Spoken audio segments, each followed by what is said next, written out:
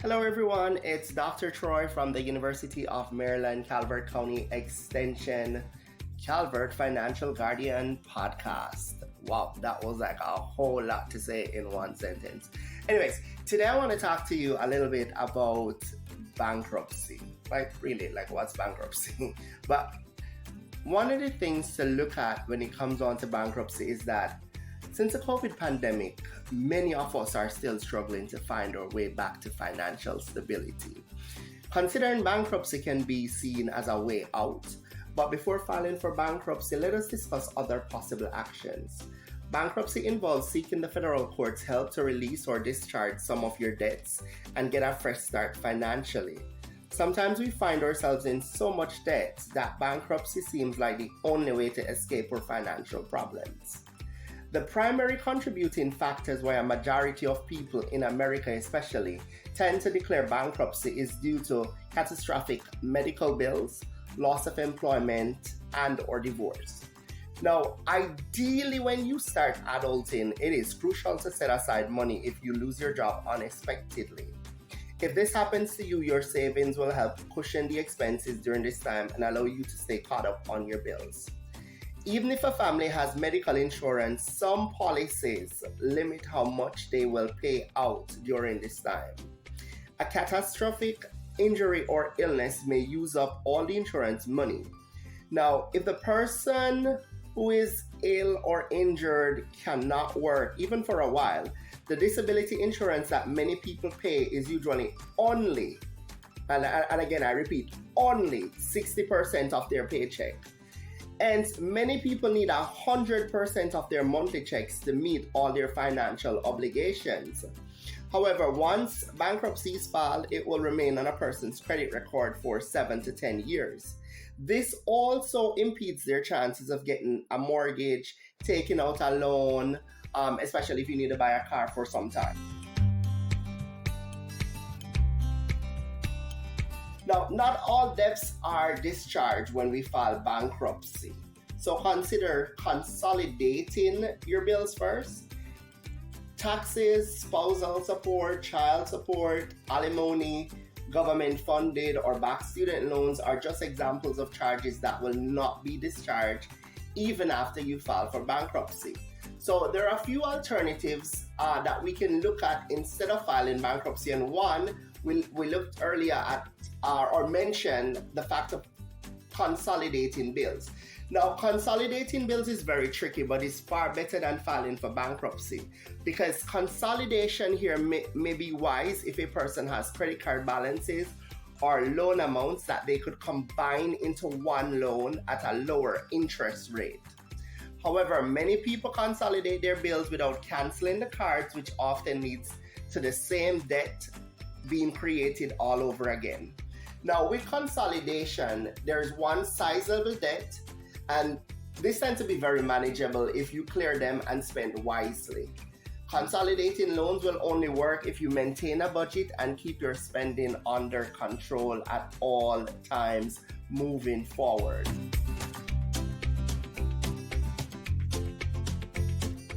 Another alternative to look at is debt settlement agencies. Now, for me personally, this is not a first choice, but is an alternative to filing for bankruptcy. Debt settlement agencies tend to offer debt relief to individuals, but this comes at a cost because they are considered for-profit organizations, not non-profit, for-profit organizations. Hence, they can negotiate with external collection companies on your behalf to acquire leverage. However, when considering this method, ensure that you understand the pros and the cons of debt settlement. This includes, but is not limited to, higher fees to repay and the damage to one's credit score. Be very careful of debt settlement agencies telling you, hey, listen, discontinue your monthly payments. Because this allows you to create what is considered a log later.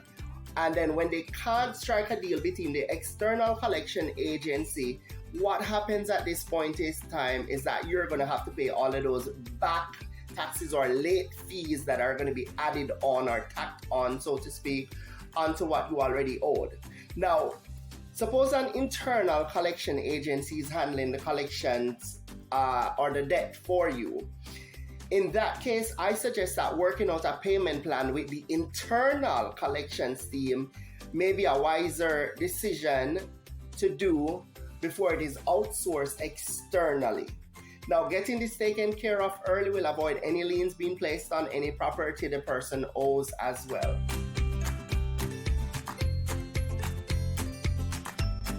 Another alternative to do is, if you're not sure about any of this process, I do suggest highly that you visit your land grant university extension offices.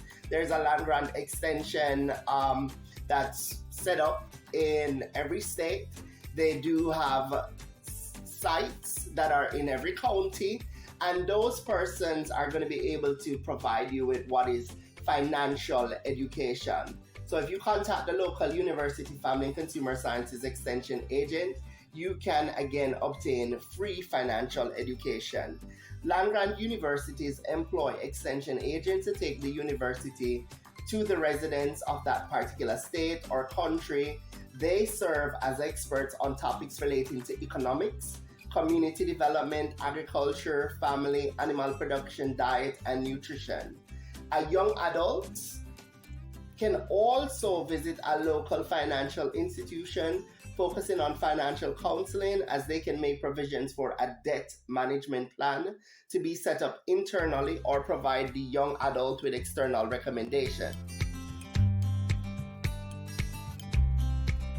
With Chapter 7 here, it says that pretty much it erases most debts altogether, but it also requires you to forfeit all but a few protected assets such as your home or primary means of transportation, but it does stay on your credit for definitely 10 years. Now with Chapter 13, if that's the option that you choose to go with, this type of bankruptcy also establishes a plan for partial repayment of your debts over a period of 3 to 5 years and allow you to keep certain assets. Now this one in Chapter 13 actually stays on your credit for 7 years. On the other hand, if you look at Canada now, they practice what is considered personal bankruptcy versus consumer proposal, which can stay on your credit for 7 to 14 years, and the consumer proposal for 5 years or 60 months.